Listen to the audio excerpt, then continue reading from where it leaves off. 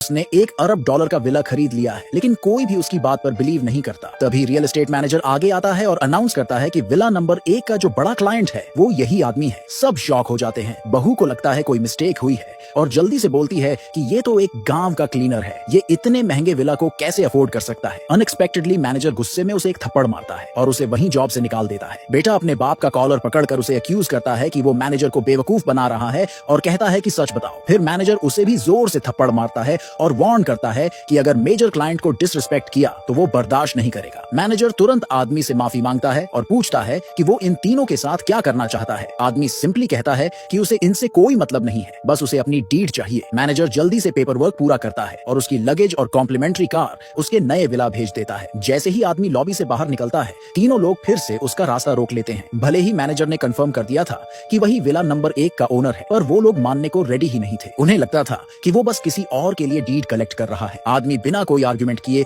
वहां से निकल जाता है और अपनी किस्मत पर सोचते हुए मुस्कुराता है। आदमी ने सोचा कि उसके विला में अब बस एक लेडी ऑफ द हाउस की कमी है, तो उसने अपने एक कोवर्कर को कॉल किया। कोवर्कर ने उसे अपनी छोटी बहन से ब्लाइंड डेट पर मिलवाने का प्लान बना दिया, जो खुद भी एक क्लीनर थी। जब आदमी मीटिंग प्लेस पहुंचा तो वहां उसकी बहू का बाप भी अपने खुद के ब्लाइंड डेट पर आया हुआ था। वो वहां अपनी तारीफें कर रहा था कि उसकी डेट कोई बड़े लेवल की एग्जीक्यूटिव है और कह रहा था कि कोई लड़की ऐसे क्लीनर के साथ थोड़ी जाएगी। अंदर एक फीमेल सीईओ ने उस आदमी को पहचान लिया जिसे उसने पहले कभी बचाया था। वो जल्दी से बाहर भागी और डिक्लेयर किया कि उसे वही लड़का पसंद है। आदमी को याद आया कि कोवर्कर ने बोला था कि उसकी बहन सफेद कपड़े पहनेगी, तो उसने गलती से सीईओ को अपनी डेट समझ लिया। थोड़ी सी बातचीत के बाद दोनों सीधा सिविल अफेयर्स ब्यूरो चले गए और शादी का सर्टिफिकेट भी ले लिया। सीईओ को लगा कहीं वो उसे प्रेशर में न डाले, तो उसने अपनी असली आइडेंटिटी छुपा ली। फिर जब उसे पता चला कि आदमी गाड़ी चला सकता है, तो उसने उसके लिए अगले दिन से ग्रुप में ड्राइवर की जॉब फिक्स कर दी। उधर बहू का बाप ये सोचकर कि क्लीनर कोई एग्जीक्यूटिव है, खुद भी उससे अट्रैक्ट हो गया। उन्होंने भी जल्दी से अपना मैरिज सर्टिफिकेट ले लिया। अब वो ग्रुप में काम करना चाहता था, पर उसे बाद में पता चला कि लड़की तो खुद क्लीनर है। कंपनी में सिक्योरिटी गार्ड्स की कमी थी, तो सीईओ ने उसे गार्ड की जॉब दे दी और वो हैप्पीली सोचने लगा कि उसे कोई बड़ी पोस्ट मिली है। अगले दिन एचआर डायरेक्टर बिल्डिंग के गेट पर खड़ा था और गलती से उसने बहू के बाप को सीईओ का हस्बैंड समझ लिया। थोड़ी देर में असली आदमी भी वहां पहुंच गया जॉब ज्वाइन करने, लेकिन फिर बहू का बाप उसका मजाक उड़ाने लगा। बोला कि सूट पहनने से गरीबी नहीं छुपती। बेटा और बहू भी उसे अक्यूज करने लगे